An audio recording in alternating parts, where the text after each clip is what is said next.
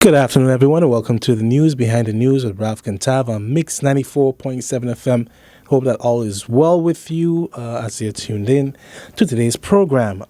This afternoon, I look forward to the conversation I'm going to have here with me Mr. Denicio Wyatte. Not a stranger to St. Maarten, but someone I enjoy speaking with because, insight that he has, as well as the experience as far as even media, and the like is it's vast. Well, good afternoon to you, sir, and thank you for coming on the program. Give thanks, Mr. Cantav. Thanks for having me here, man. It's a pleasure. Good afternoon to all your listeners and viewers. Cool. So, well, like I said, a lot of us know about you. For those who may not know, can you give us a little detail on your background and how did you get involved in agriculture? Well, the background is a long background, and so I'm trying to see how I could simplify it a little bit. That's cool. But I think overall the experiences and the journey through life, really being at a point where there was like no return, dealing with mental health issues at the time and different thing, and losing close people that value to you, it kind of put you on a setback to trying to figure out just what we talk about earlier, what you living for, what's your purpose, what's your meaning, And, over the course of the years, I have a background in multimedia, a bachelor's in multimedia technology. I love music, I love audio, I love that production era of it. Taught myself graphic design and website development. But out of all of that, just found a passion dealing with health circumstances and agriculture and planting and really understanding the benefits that plants could have for you yourself as a person, and your day-to-day health benefits.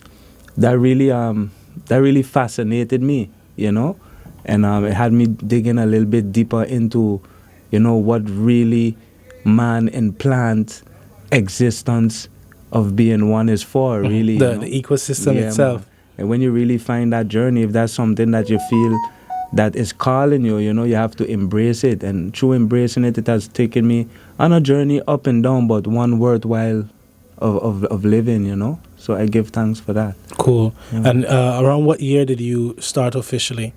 With agriculture? In 2013. Okay. I would say that time... Going on a decade, basically. Yeah, almost 10 years in next year. Actually, I was suffering from epileptic seizures. True, like I tell you, I had a little, suffering from depression, anxiety, them things, just having a rough childhood coming up. Different, not really rough, but out of the ordinary, I would say, not really growing up with your mother or your father, and you always got to check for yourself, that kind of way. You grow up with a grandmother, which is enough love, So during that process of losing her,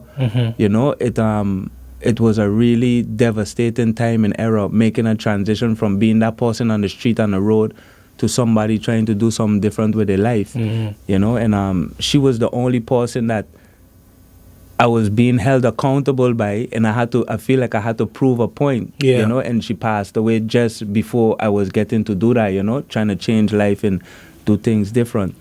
In that time, I had seizures a lot, so I had to go back and forth to Curacao to take MRI scans. That time they wasn't doing MRIs here at the hospital. So while in Curacao, just walking through the start in Curacao was a nice like tour, and every corner you meet a little juice bar, and that was the first time I saw somebody really making what we call today a smoothie. That time we didn't even know nothing about smoothies in St. Maarten, and making a smoothie but a fresh lime thing, and I was like, wow, that's amazing. So when I tasted that, I was like, this is good, I think I should do something like this when I get back home, because I always love cooking too. That was my first passion, cooking. And when I got back, I started into the juice bar, the side of the road. And then I met a few people. Then I met Mr. Richardson, who stopped by the juice bar to buy a smoothie and then start talking to me about, agriculture and different things like that. And that was the opening door to the insight, Gotcha. And I think from from seeing and hearing that St. Maarten could grow something, and then learning the health benefits of plants, and looking at my situation, that was just like, it was fascinating, and from there I just started digging deeper into it. So from 2013 to now. And that change that you made also reversed your condition? Yeah, so right now I'm 4 years, no seizures. I was able to get my driver's license at 35 years old. Wow. So for most people, I was undercover driving all the time. But officially at 35 is when I was able to really get my driver's license. The doctor could have said, I don't have any more seizures. Wow, that says a lot, boy. Yeah, man. Yeah, that's interesting. Listening to you talk reminds me of my upbringing, because, I grew up in a Haitian household. And we eat a lot of, provision, homemade meals and stuff that particularly, my mom coming from a countryside, so country living type of diet. But, from young, my mom have always been making, like you share about your experience, smoothies, fresh juices and stuff. She would maybe buy the Capri Sun and Santa or whatever to go to school. But, she always made sure, provide me with fresh juices whenever we were home as a drink. But also another thing that comes to mind is as you share the curiosity that piqued when you listen to Miss Richardson tell you about the possibility of growing on St. Maarten. Again, like growing up, I remember we grew up in Dunk Street, and our whole front side and backyard was like a jungle in a sense, because my parents grew almost everything from papayas to provision and regular herbs. So I say that to say, that, when you sometimes, we here in St. Maarten, we miss some things because our way of life has changed. But then, when you take your time to observe the reality still, what's happening on the ground, you see those elements of our culture still that do still exist, even if it's not in the majority. And which is one of the reasons why I brought you on the program, because for one, food, we've been having discussions on food security, agriculture, and so forth. And I feel like when we say it as a solution, it's just like, let's just grow our own food. But then when it comes to details of a plan, the support system, the resources that will be made available, silence. So with that, I think, for sure. So having said that, then I would like to know, for example, one, what was it like for you in starting your farm, and what was your vision? What did you hope to accomplish and aiming towards accomplishing, with your work? Well, in the beginning, it was just strictly research. It was strictly research within medicinal properties of plants, and it was, can St. Maarten really grow something? Because they're always saying it rocky, it can't grow nothing, we can't grow nothing here, the soil too rough, the soil this, the soil that, the sun too hot.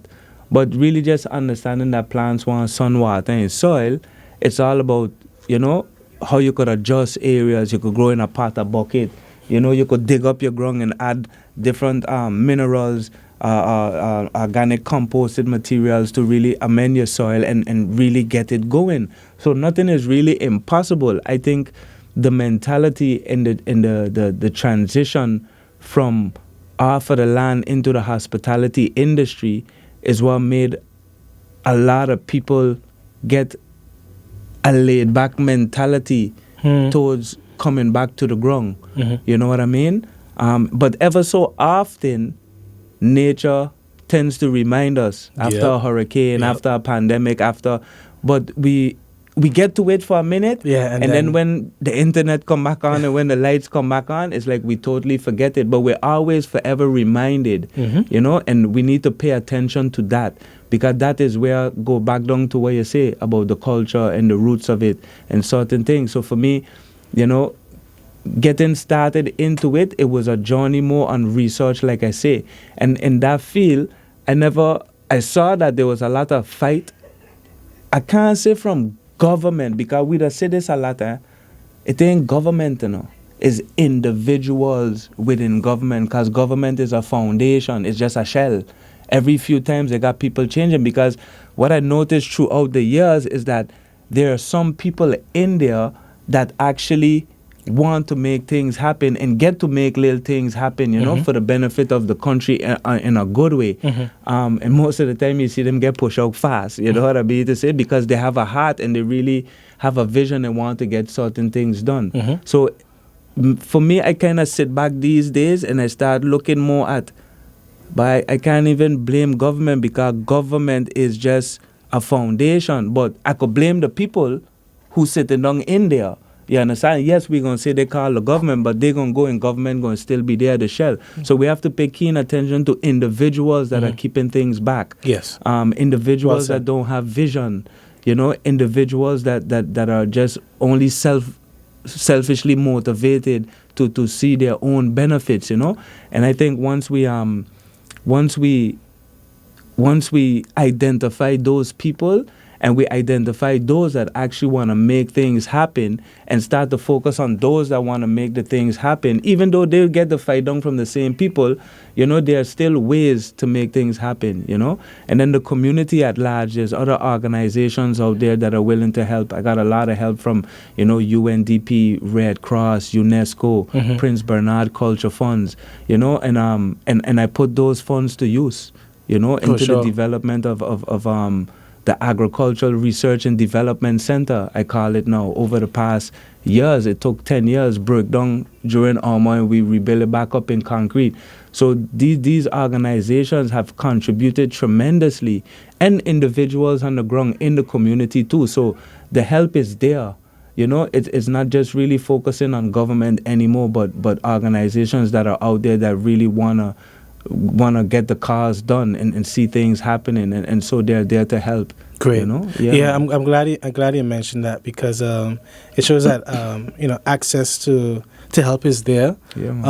One, because I could imagine it can be difficult or demotivating to want to receive assistance from your leaders, not just because you want it, but that's also what you do. As far as the service you're supposed to be rendered. But in addition to that, I like that you've remained steady and consistent, because in what you just shared, for me that says that one no doesn't mean one no is not indefinite.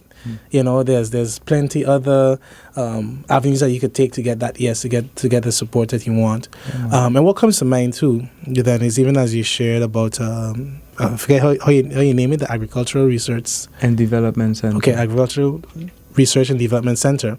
I do know that you've actually given courses to persons and stuff about growing their foods, growing plants and stuff.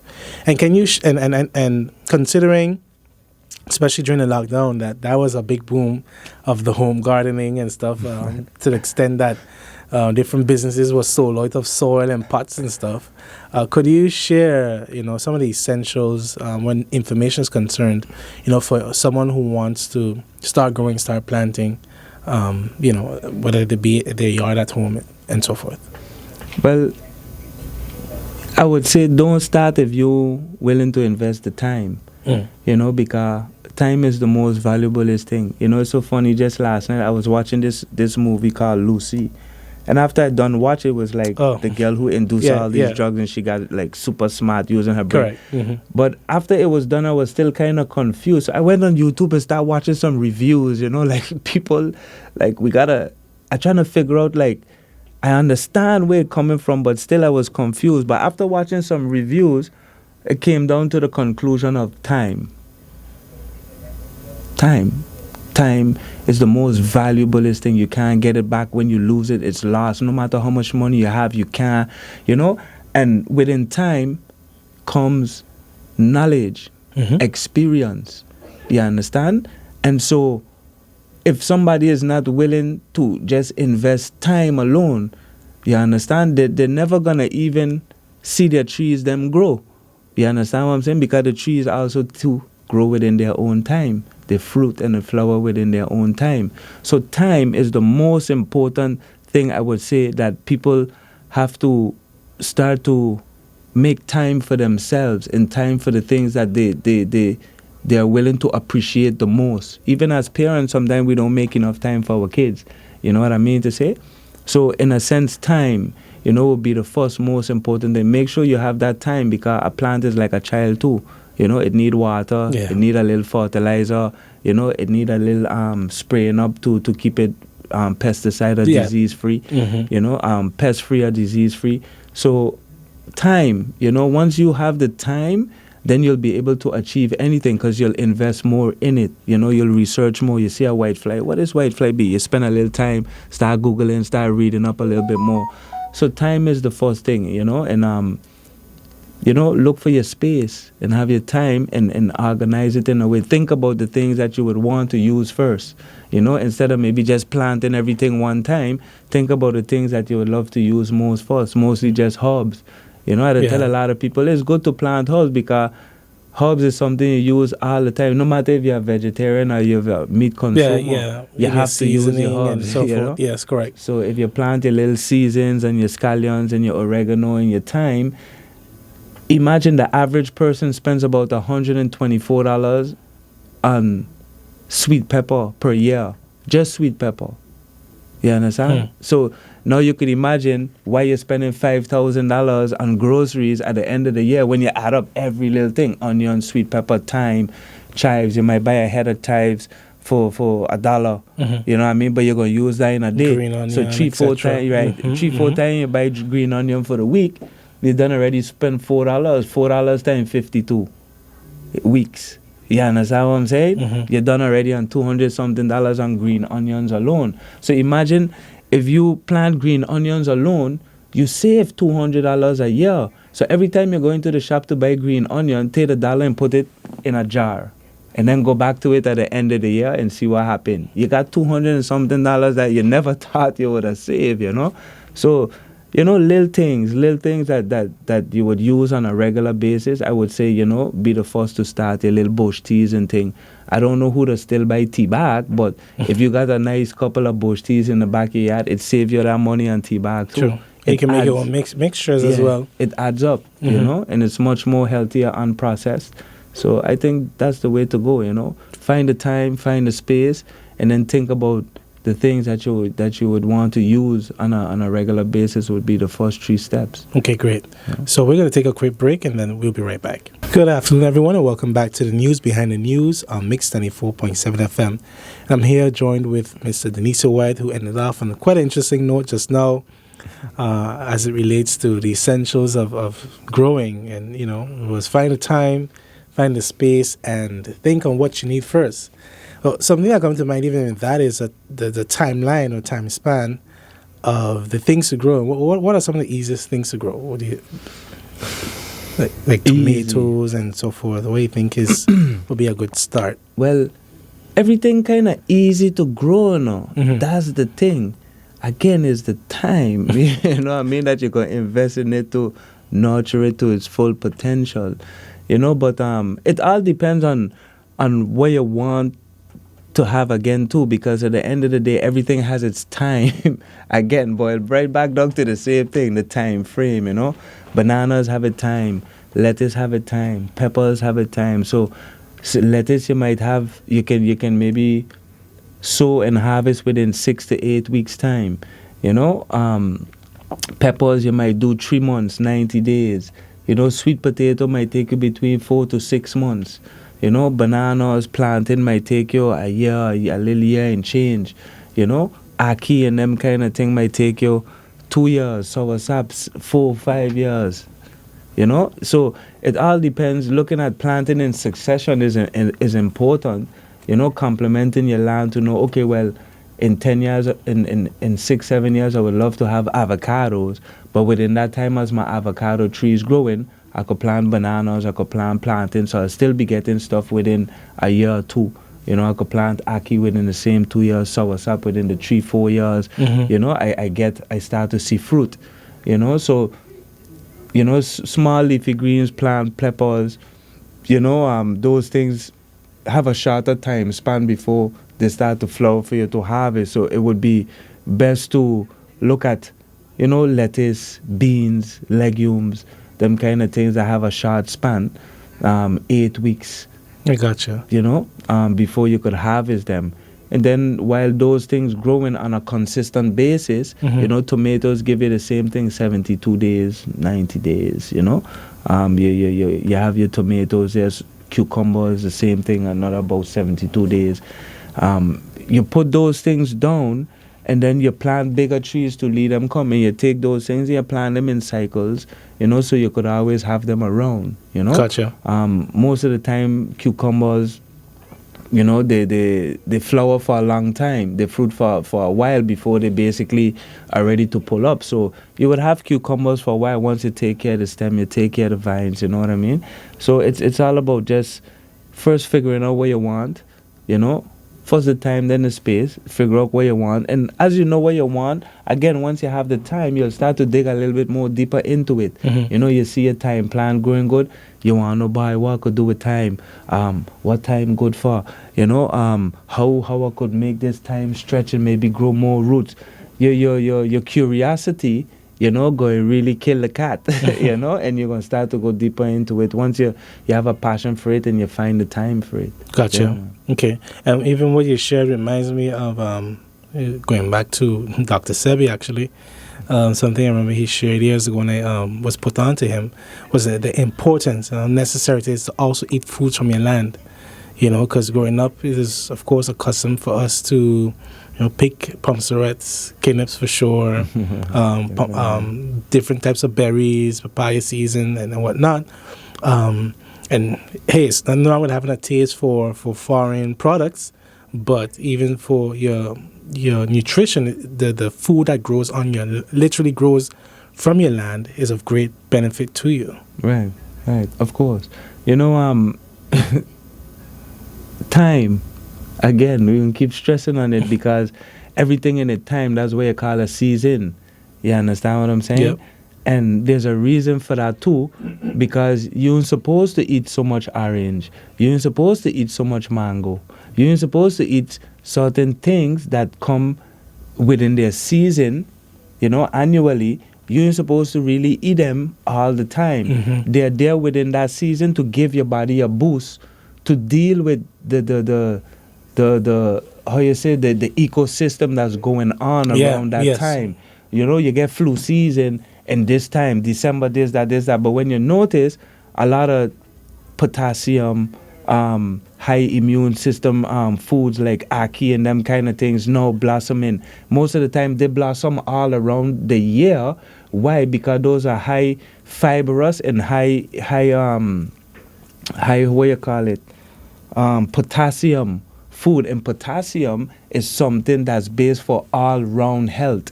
You understand? So all-round health is good to consume a little bit of this all year round. You understand what I'm saying? That's why it keeps flowering every 3 months, 4 times for the year. You'll get the ackee tree, soursop, you give it water, you keep getting, because you can consume these things as much as you could get them because they keep potassium balance and fibers in your body to a certain level. Then you have things like citrus fruits, they come at a certain time because, again, you don't want to consume too much citrus because of the acidity. Acidic, yeah. But then the acidity too is necessary in your body to digest your food, to break down so your body could get the minerals that it needs. So at the end of the day, all of these things we have. Now, because people all around the world grow them and we get them consistently, this is the problem too with an imbalanced diet, while we still think that we have a balanced diet. You understand what I'm saying? Because we are already forcing these things to grow in greenhouses, under lights, out of the seasons, so we could provide them consistently all year round. But people ain't really supposed to be consuming certain things all the time, all year round. So, it really comes to the time within a season for you to take advantage of the type of fruits, the kidneps, the mangoes, the guavas, the guava berries, all of these things within its time. So you consume those, and then, after a while, it's not there.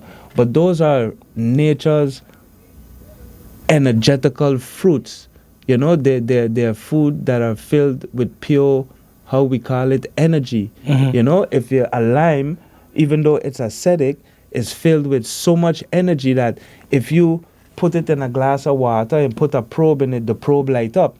And as you add sugar to it, you see the, so you could imagine now as the probe dimming, that's what sugar does to your body Correct. on a certain level. Correct. So eating green, eating energetical food, because your body is living and your body is full of energy. So don't tell me you're gonna kill the cow, Any electric, yeah. kill the goat. Yeah. When it's dead, what is living in that? So you put in something dead within a living body. When you have fruits that are alive, full of energy for you to pick and to give that energy that your body needs, the proteins, the fibers, the potassium, the carbohydrates, they're all there within leafy greens, fruits, and vegetables, you know. All fruits are fruits, you know. We just call the cucumbers because they ain't sweet, we call them vegetables, but they're all the fruit of the tree, you know, at the end of the day. So the fruits are there to consume and enjoy, and they give you all of that balance that you need. We need to really make that transition from the dead food, you know. Gotcha. Yeah. So I'm also curious, one of the things I'm curious about then as well is, I just slipped my mind. Okay, I'll come back to it. But so my next question for you would be, well, I remembered, yes. So how do you get past basically like in large scale farming, they do add chemicals to the soil and so forth, to the plants. Forget the exact term. Not fertilizers. But basically to pesticides. Yes, sorry, pesticides to enhance, the production and the size and so forth of the fruit. What is your take on that? And of course you mentioned time. I think maybe patience as well in adding to the duration that you would wait for goods, because we live in this world that is so fast paced that demands are extremely high for certain stuff, and so whether it's with meat and so forth, there are additives, non-natural additives that also have an impact on your health, that are put in our food. So how do you get bypass that when it comes to farming totally naturally? Yeah. Well, you had it right the first time. It was actually fertilizers that you mean, but then still the pesticides actually also play a role, because the fertilizers feed the plants, but the pesticide keeps the bugs away so that the plants could keep thriving and growing good, because it's a disease. Everybody that we have disease is a disease. Tina, disease now is a dis-ease, something that takes you out of the norm and makes you uncomfortable, you know what I mean? So plants have diseases too. Plants have diseases too, and you have to be able to stay on top of them, give them time, nature, care for the soil, care for these things so that they don't get diseases. So the same way we get diseases, plants get diseases, so we have to eat good in order to keep our body healthy. Now the things, again, like what we put in a lot of toxic things in our body the same way we put it into the ground, into the food. So it's really a 360 cycle of toxicity that we really playing with here, you understand? Versus, for example, now you can use things like neem. For example, neem is one great organic pesticide that you could use, spray your plants. It adds back value to the ground too as well, and it deteriorates the mating cycle of the different types of diseases. Then you have organic fertilizers like cow manure, horse manure. A lot of people didn't realize that when they call back the E. coli recall with lettuce a few years back, E. coli lives in our in our body all the time, in our stomach. It's a bacteria inside of our stomach. It comes from the feces and different things that the cows them fertilize the land with the same way. But it is something that has always been in our stomach. This is why we as Caribbean people too are so tolerant to certain things. We don't leave our food out all day and come home, eat it cold. It is still the best food. But you know how much germs and different things have accumulated, bacteria on that food after the 4 hours. But our immune system have so built up on that over the course of the years that our digestive system and our immune system, that don't bother us. It's different than when somebody comes in from the country somewhere else and they go and eat that, they get food poisoning one time. You understand? Because they're not accustomed or have been exposed to those type of bacteria over the course of time. Now, those organic fertilizers, the cow manure, all your leftover greens, all of those things, they come from the earth and eventually they're going to go back into the earth. So the cow, it's an ecosystem. The cow was not meant for us to eat, but the cow was meant to fertilize the land. So the cow going to grow, it going to drink cow milk. Why you think we drink breast milk from our mother? We ain't supposed to be drinking cow milk. Cow milk is for a calf. You understand? This is why now, even though we're going to drink the cow milk, we're going to get boom, big, strong, this, that. But then later, bone problem, this problem, that problem, circulation problem. All Inflammation. Of these right, inflammation. And we thinking that, oh, it just come from us. Mucus. Right. And all of eating that. bad or the meat. It's not that. It's a combination of the meat, of the cow milk, of all of those other animal byproducts that were not meant for humans to consume. It plays a role after and then years. And then there's a reality that I think so many of us may forget is in the role of these very huge corporations who, for example, with the balanced diet chart, you have the poultry, the wheat, the blah blah blah. Chart of death. Yeah, you could say so because it was messed with. Yeah. If you have these corporations who are funding research, and twisting the facts to say that actually eggs, poultry are good for you. Dairy is good for you because it makes your bones strong. All of that, which has been definitely proven to not be true, and the side effects that comes with it, with whether it be obesity and all of that, then so I say that to say it's like, we are aware of the way in which, our parents, grandparents and so forth ate, and we look at especially how a lot of them in that generation live long years, over 80, over 90 easily. Of course, considering that they walked a lot and all of that. But where food is concerned, some of the things that we eat today are just, of course, they never consumed. And you can see the difference in the commercializing of food and the food industry and the effects that it has in society down to even mental health. Man. Yeah. They respected the process. They respected the ecosystem. And like I tell you, like I was tripping off and watching that movie last night, and it boiled down to the same thing. The times, they respected the times. They respected nature. They respected the process of the sun, the moon. They would tell you, boy, you gotta wait to plant when the moon up, or wait to plant when the moon down. Now, I mightn't fully agree with that philosophy, but whatever process that they understood that took place within that time, it worked also for them. So they respected nature. They respected the fact that, okay, even though they went to eat a cow, they lead a cow graze the land, the cow defecate on the land, fertilize the land. Sometimes if the cow or the sheep die, most of the time when the cow or the sheep die, that spot is the greenest spot on the land eventually. So it's a life cycle.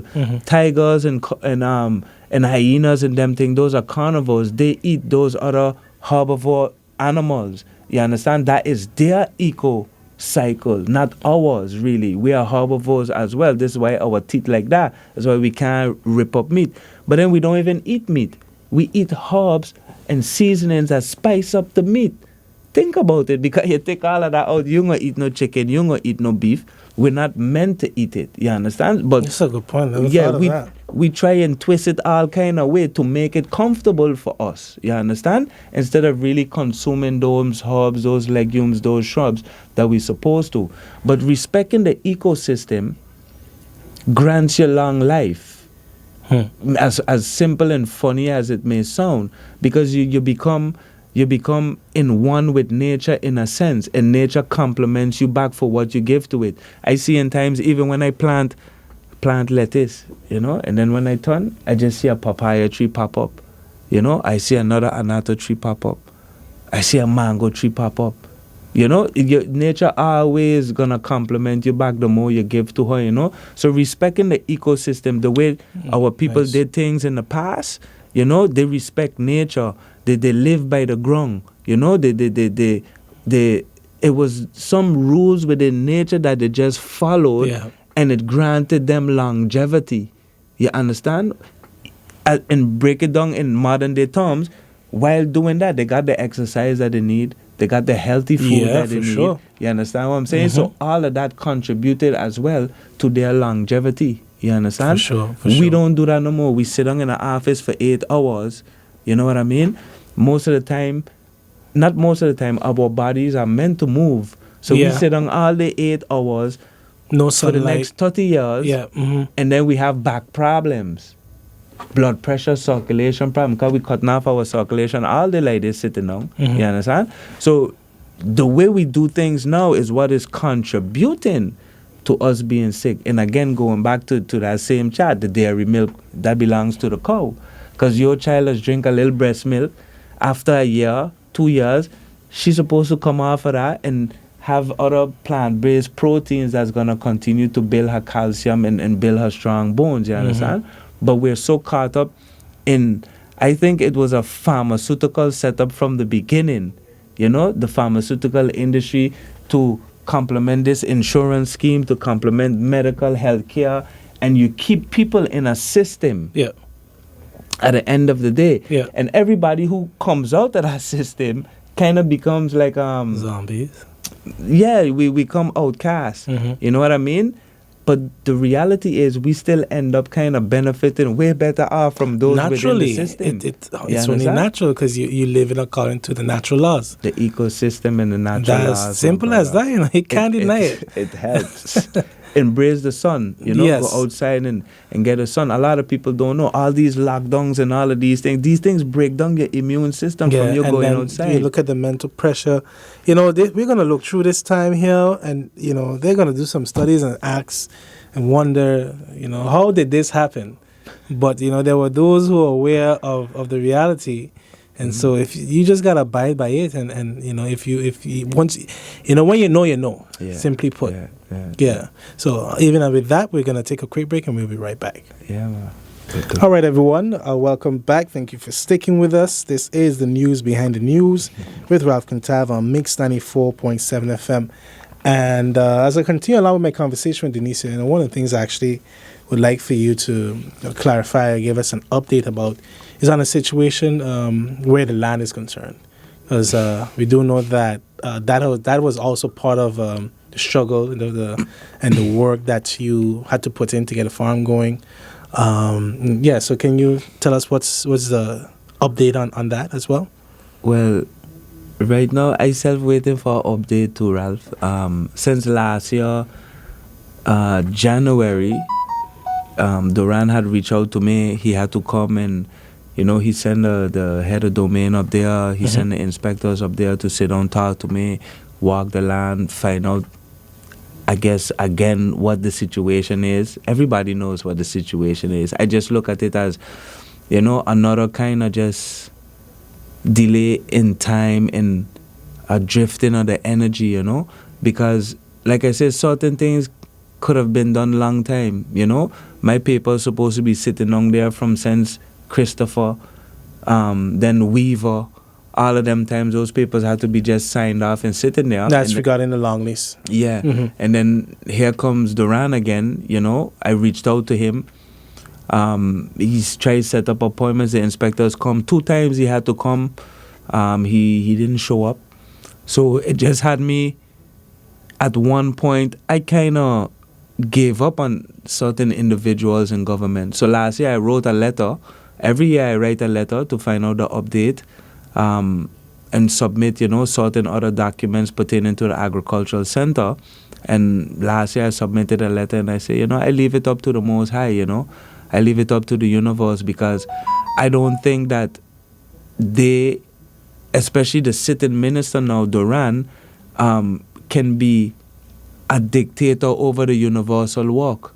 You know what I mean? That has to be done. And I kind of leave go of those type of energies of people blocking me and holding on the process of great things that could be done for the country. You know what I mean? Where they could snap their fingers and get it done.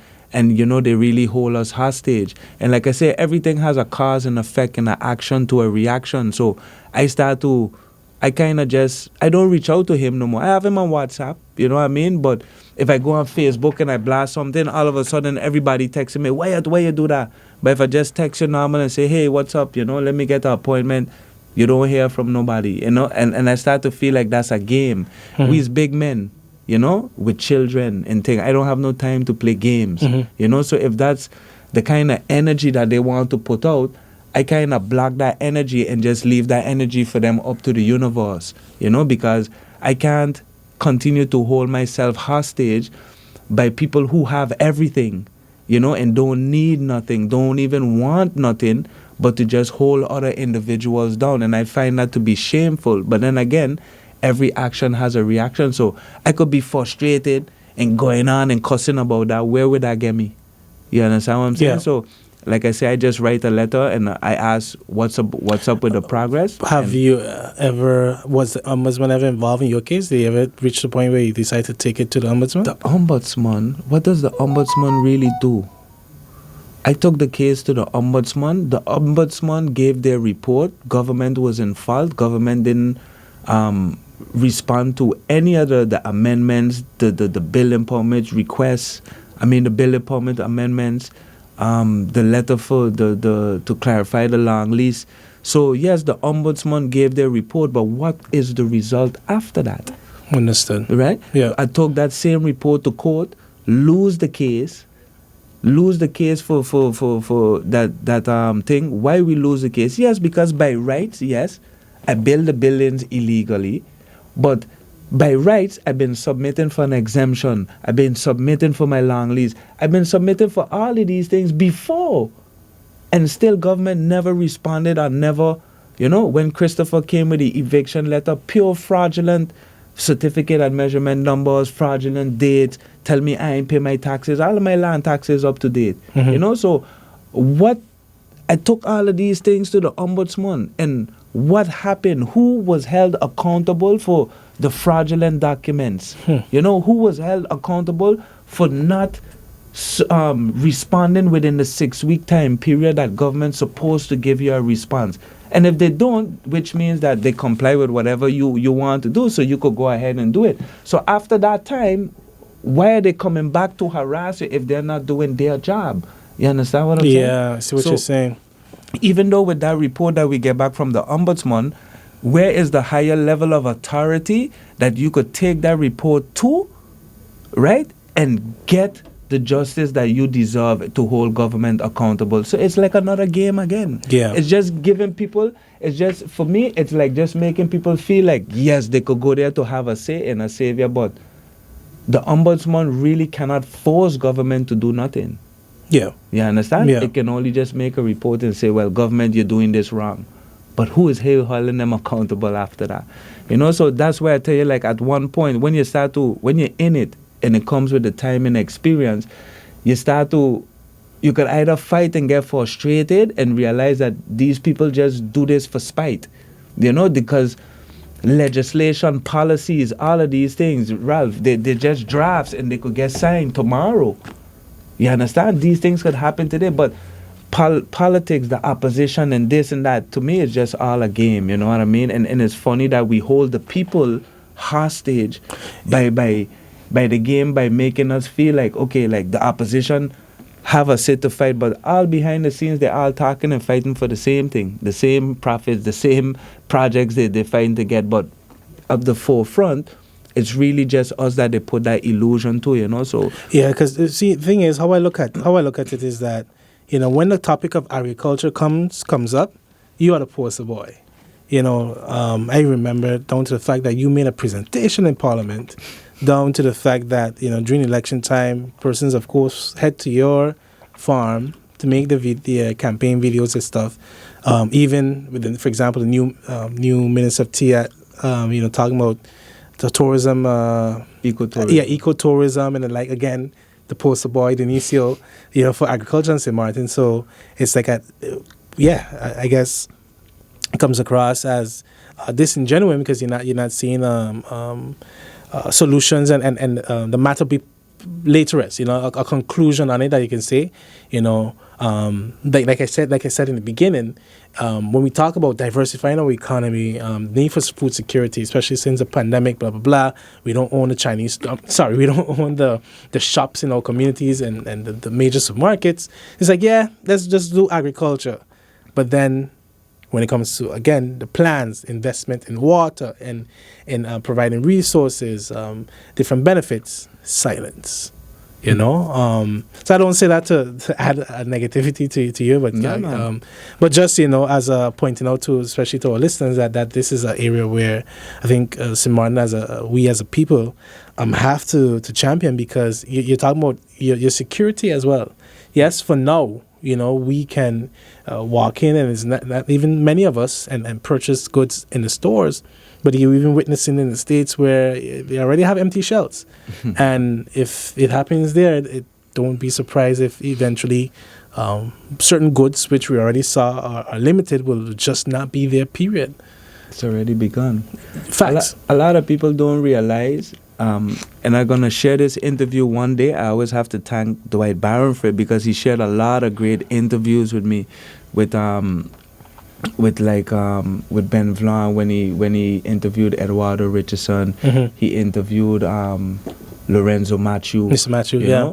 And Matthew really laid it down. Matthew showed that St. Maarten at Wyatte at the time basically is who stopped bringing in seeds and different things and promote and to the yearly budget of seeds and things that they had to get in for the agricultural station. Basically, Mr. Wyatte and the governor at that time didn't fund it. So that's what killed really the budget coming to the agricultural station back then. And that started the chain of the SSS supermarkets, which was, I guess, government and their friends supermarket chain at the time. So we saw where government itself kill agriculture. I don't see where right now they was ever trying to that they ever going to try to revitalize it, because when you look at it, it is the same politicians and the nieces and the nephews that from the beginning that are still here, that are still in those seats. So every pattern has a result. You understand? No matter how you twist and turn it and change it, the result is the result. So once you don't change that pattern that's in there, then the result will never change. And up to today, we're still living with that same pattern and expecting a different result, which is the definition of insanity, really. So at the end of the day, nothing ain't really going to change or revitalize unless it's the people themselves that really put their foot down and want to do it. And we have to support ourselves. You said something a while ago, and somebody tell me something the other day. I mean, I can't confirm it's 100% true, but I do believe it's at least 80 to 90% true.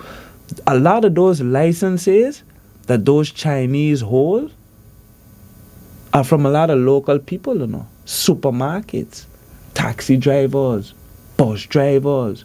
A lot of the foreign nationalities that drive the bus, they don't own. Well, that right there is, I guess you would say, a public secret, you could say. Yeah. It ain't really a public secret. It's just the norm. Yeah. In that sense, yeah. And this is how we are right now. And I mean, this is why we lost the value of what assets belong to really our community. The bars belong to the Spanish, which you can't blame them. They come in to do business, they see an opportunity, and they do it.